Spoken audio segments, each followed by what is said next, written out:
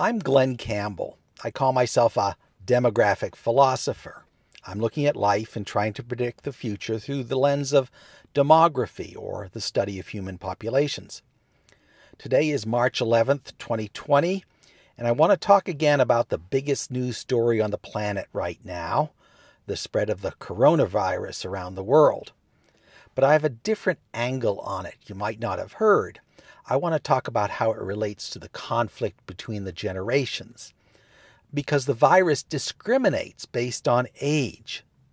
Old people face a significant risk of dying or becoming seriously sick, while young people are likely to skate through this whole thing unscathed.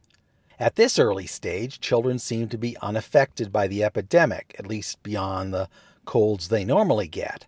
But if you are over 80, you might face a 10 to 20% chance of dying, at least according to the latest figures. Now, as you may know, there's an ongoing societal conflict between the Millennials and the baby boomers. In the USA, the boomers have monopolized the wealth. They've spent the country deeply into debt and have effectively impoverished all the generations that follow them.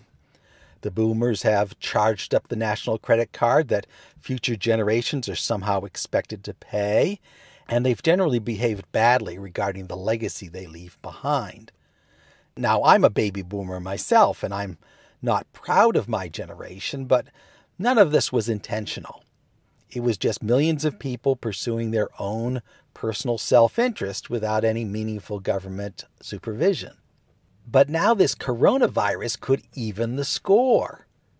If you're old, like the baby boomers are, most of them are over 60 now, you're legitimately fearing for your life.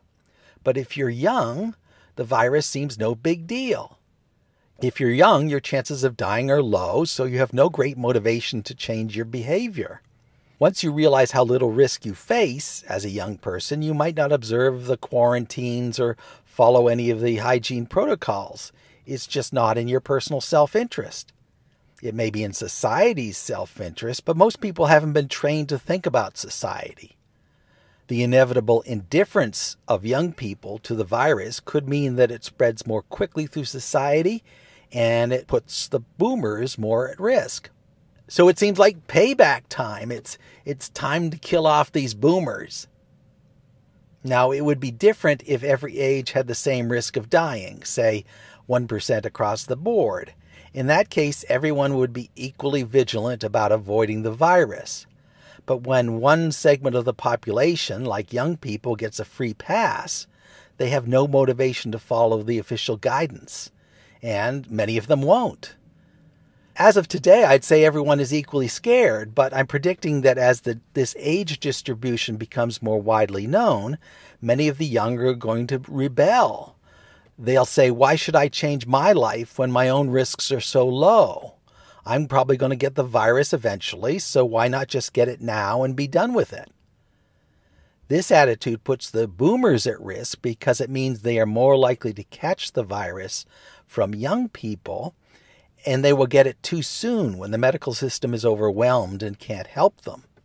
So that's the ultimate revenge of the millennials against the baby boomers. They're going to try to kill off the old folks. Now, I'm not saying it's intentional. It's just young people pursuing their own personal self-interest, just like the old people did before them.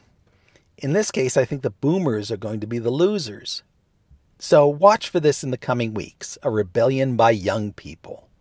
They'll say, why should I do all of these things if my own risks are so low? That's why some districts are closing schools. The students themselves don't seem to be at risk. It's the elders that governments are trying to protect because children are such potent disease carriers. So we have two classes of people here. We have young children and their relatively young parents who are expected to make great sacrifices to save the baby boomers. Under those circumstances, I don't fault them for rebelling. They could say, give us our schools back. Let the boomers be responsible for their own health. And I can't blame them. Boomers still hold the lion's share of the power in this country, and they're probably going to use it to protect themselves.